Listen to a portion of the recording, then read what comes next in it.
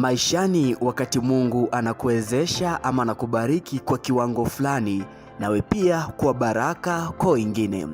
Utakumbukwa kwa mazuri unapotendea wengine mazuri. Mfalme wa Amani Foundation kupitia Apostle Ndura Waroingi kwa ushirikiano na Bethel Clouds TV inakuleta tumaini kwa wazee kwa kuwaleta pamoja kwa maombi na pia kujumuika kwa kula kwa pamoja. Apostle Ndura Waroingi anadokeza kuwa kuna baraka kwa wazee, kwani kuna umuhimu wa kila mmoja kutambua umuhimu wao kwenye jamii bila ubaguzi wowote.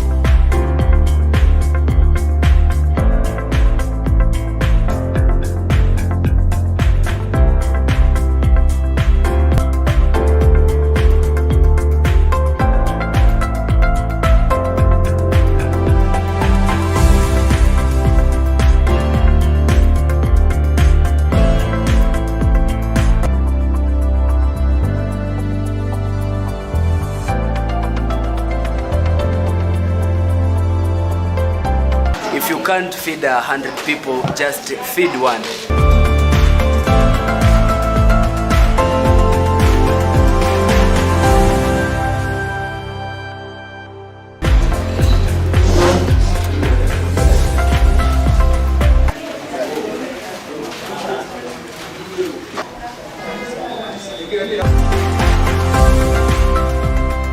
Nimeitenga siku hii kwa ajili ya baraka za wazee.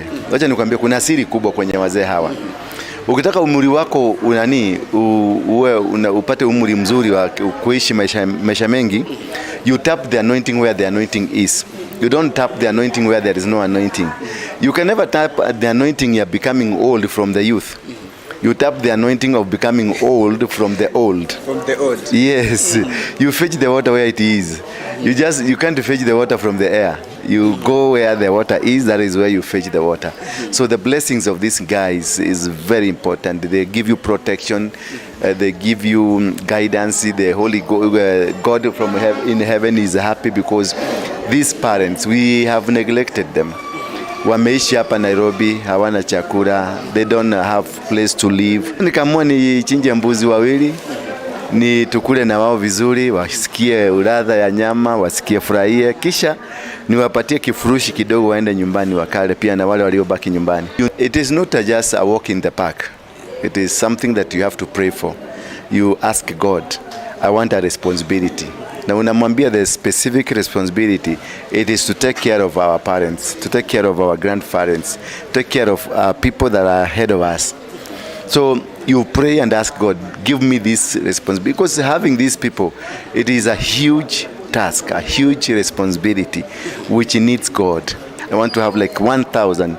Nichinje ng'ombe 1,000. Venye Solomon alichinja ng'ombe 1,000. Watu wakasherehekea. I love to have 10,000 fathers that I'm feeding. Yeah, directly from my pocket.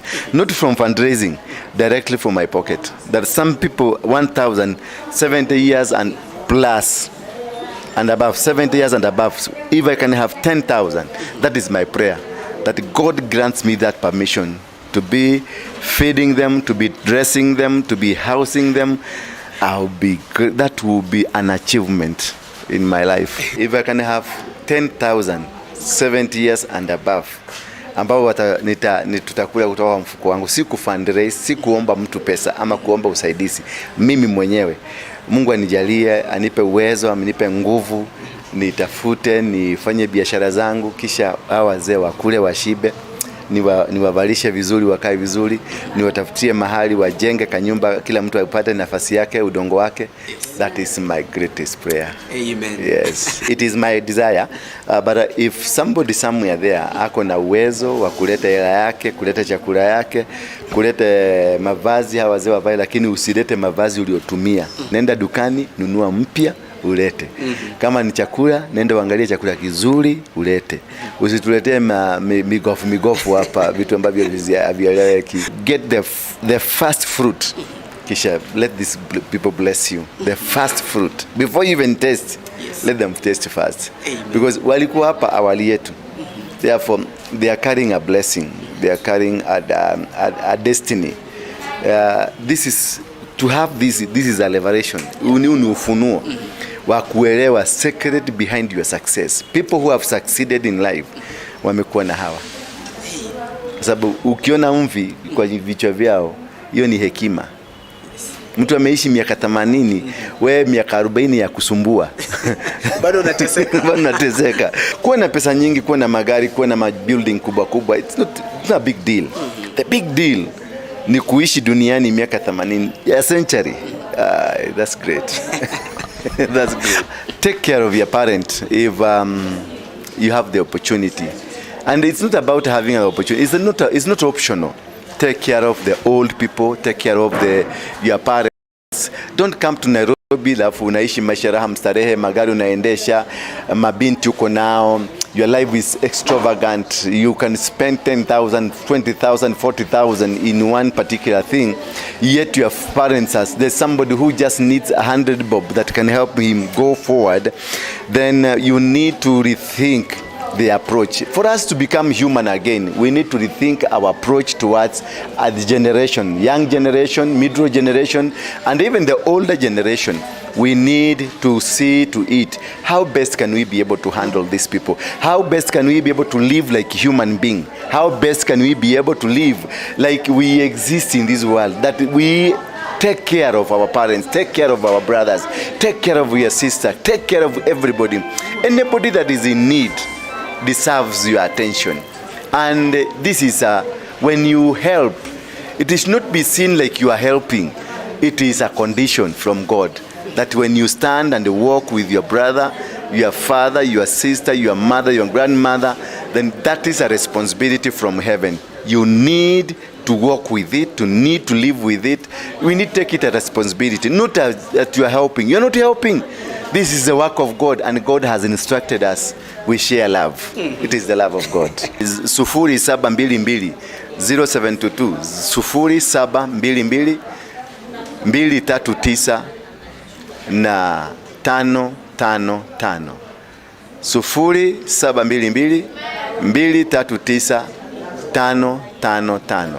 Alafu kwenye ukitaka kuniandikia barua pepe, andika kwenye nduwaroinge@gmail.com. nduwaruinge@gmail.com. Utanipata kule.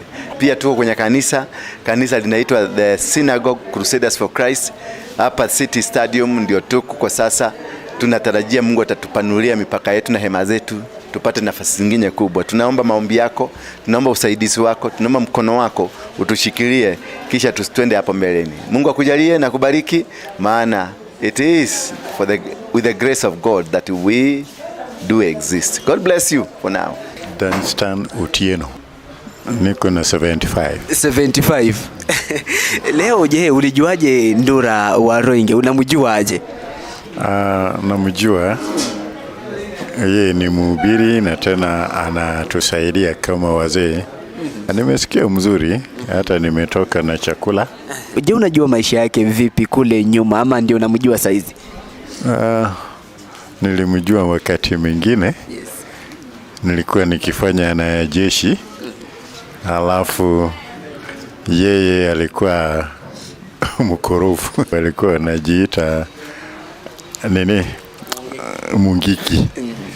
Sasa kuna wakati tulikuwa tunamhitaji kumchukua, lakini Mungu alimlinda. Ya, na ningependa niwaambie wamtafute Yesu aokoe. Ya, unajua ukimpatia Mungu maisha yako kupitia Yesu Kristo kama mwokozi wa maisha yako, utabadilika vile Wairunge alibadilika. Ya, Yesu alimuokoa akabadilika. Naitwa David Rago. Miaka ngapi hivi? Miaka 60. 60. Ulimjua Ndura kuanzia lini? Nimemjua kuanzia leo. Nimetembea, nimekaribishwa ni wazee wengine na nimeshukuru sana kwa usaidizi wake. Nimesikia mzuri nikasema abarikiwe. Mimi naitwa John Rongo Wavero. 73. Je, umejua Ndura Waruenge pengine kwa kipindi kama gani? Ndio unamjua leo ama aje? Waruenge tangu zamani namsikia, lakini ni siku ya pili ya kuja hapa. Na ndio nilionyeshwa kanisa yake. Na kutoka wakati hiyo roho inanivutia sana kuja kwa hapa. Mzee mmoja ndio alikuja akaniambia huko watu wanatakiwa. Ndio sasa nilipofika hapa. Yeye kuliko vile nilikuwa namsikia hata kwa redio, mahubirio na kushika watu ni kitu moja mzuri, na kuna heshima kwa wazee wote, hata akina mama. Na yeye pia ni mtu wa kuonea wazee huruma, sio kama kanisa zile zingine. Naitwa James Ngure. Ndura niko na wakati miaka mingi. Nilimjua mbele ya kuingia kwa kanisa. Wakati maripoti ilikuwa iko jamaa amechukua ushukani wa nani wa Maina Jenga. Maina Jenga. Ikasemekana huu jamaa ni mbaya kuliko Maina Jenga. Ndio nikaja hapa kwa kanisa na tukakutana. Yeah. Wakati ule nilikuwa nasikia mastori, ni vile unasema jabazi sugu. Hata wakati nilimkuta niliona ni mtu tofauti sana. Si vile nilikuwa nafikiria. Yeah. Ungependa kuhimiza vipi, kuna yule ambaye anakutazama kule pengine ni mzee pia, ungependa kuhimiza vipi mzee yote yule tuko nje ambaye anakusikiliza? Kile ningependa kumwambia ni atafutane na Ndura Waruenge. Ndura Waruenge ako na program ya wazee na anaweza kuingia huko. Yeah. Mimi naitwa John Murioki Kenywa. John Murioki. Kenywa. Sasa Waruenge ndio nilimjua kwanza kitabu kupitia vyombo vya habari. Lakini sasa vile naweza ambia wazee ama watu wengine, Waruenge ni mtu mkarimu sana. Amenipokea vizuri na ukarimu wake ni mwingi, na Mungu amsaidie sana. Amina, amina. Tabulika na James Moina. Kulingana hata vile anasemanga hapa.